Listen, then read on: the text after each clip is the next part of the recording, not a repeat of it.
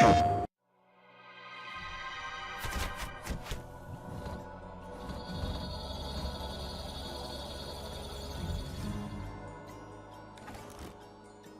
see there being two big benefits to being a small independent developer. One of them is that you get to, and they're related actually, right? So the first part of it is that you get to decide exactly what you're going to do, right? If we were part of a large publisher or publisher-owned developer, we don't exactly get to pick what we work on, or maybe they'll say, hey guys, pick what you want to work on. But then if we pick something too crazy, it's like, oh, hold on, we need to make sure we get our money back, right? So the first part of it is that we can pick anything. The field of what's possible in games is so large that we can sort of cast our fishing rod out into an area that nobody else is even looking at. Our new game, The Witness, is like that. The second half is that with that independence that we have and that ability to be free in what project we choose, we also have the freedom not to have to make a huge profit if we don't need to.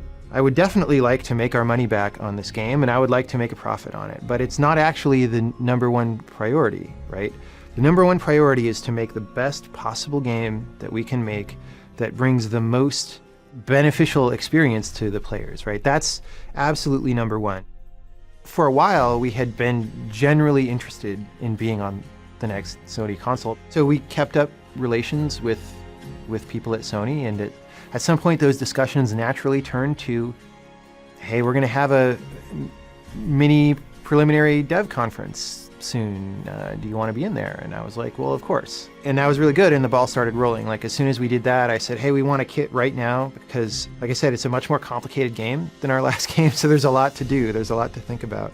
But the trick is that there's magic there in the subject that we're exploring, and because the game was not constrained by financial fetters, we were able to find the magic and make it as good as we possibly could. And the game is a multi-layered thing, and every layer is absolutely the best that we know how to make. So when you go in, if you just are interested in a puzzle game and you're not really looking at story or philosophy or anything like that, there is a really good puzzle game there. But if you want to read further than that, there's other layers. And that's sort of that provision for deeper engagement that allows for that little bit of ambiguity, or that little bit of like, I didn't totally understand it, but then when you go look at it closely, you open it up and you discover there's a huge ton of stuff in there.